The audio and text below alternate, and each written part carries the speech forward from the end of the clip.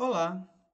Meu trabalho de doutorado é sobre o efeito das temperaturas QT e PT sobre a microestrutura e propriedades mecânicas de um aço carbono manganês silício, tratado por step quench, seguido de tempo e partição.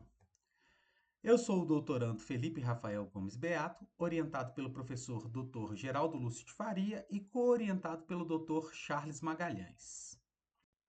A preocupação econômica e ambiental tem se tornado prioridades mundiais nas últimas décadas, como é possível observar nas conferências das Nações Unidas sobre mudanças climáticas, as famosas COP, que vêm surgindo e propondo cada vez mais acordo entre países, discutindo a economia e o meio ambiente. Nas COPs, o setor que mais preocupa é o de transportes, pois apresenta a maior produção de gases de efeito estufa. A indústria automotiva, no contexto atual, tem direcionado seus esforços para o desenvolvimento de projetos que visem aumentar a autonomia e o desempenho dos veículos, que utilizam energia limpa, como podemos ver o crescimento dos veículos elétricos atualmente nos países. Na figura, mostra a história cronológica da criação dos aços automotivos e os seus fatos históricos motivadores para essa evolução. Gostaria de chamar a atenção para as três gerações de aços AHSS. Os aços AHSS definiram um perfil que atende às expectativas da indústria automotiva, permitindo a redução do peso dos veículos por meio de chapas mais finas, sem comprometer a segurança dos projetos. A evolução das propriedades mecânicas ao longo da história é o que diferencia os diversos tipos de aços. As gerações de aços AHSS são classificadas e distinguidas como base no alongamento total e na sua resistência à tração, como ilustrado na figura. A figura apresenta as regiões correspondentes aos aços AHSS de primeira e segunda geração, destacando-se uma lacuna entre elas, que está sendo preenchida pelos aços terceira geração AHSS.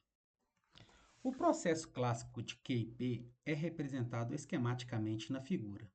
Esse tratamento térmico envolve o aquecimento do aço, acima da temperatura de austenitização, o AC3, formando uma microestrutura totalmente austenítica ao final do aquecimento.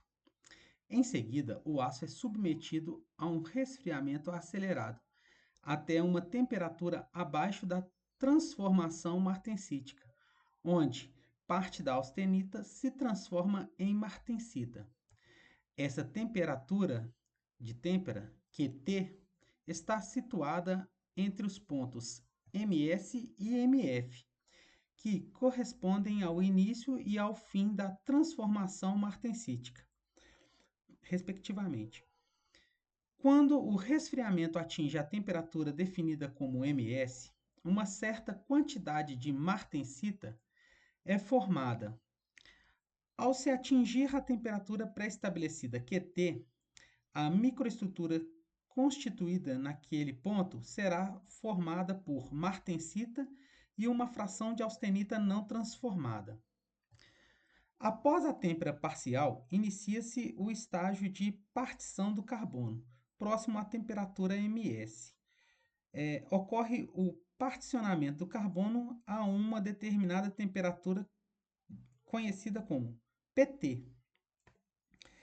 Nessa etapa, ocorre a difusão de parte do teor de carbono da martensita para a austenita não transformada, enriquecendo-a em carbono. Por fim, o resfriamento final, que consiste no resfriamento formado a microestrutura final, que apresenta a austenita retida com teor de carbono superior ao da liga inicial.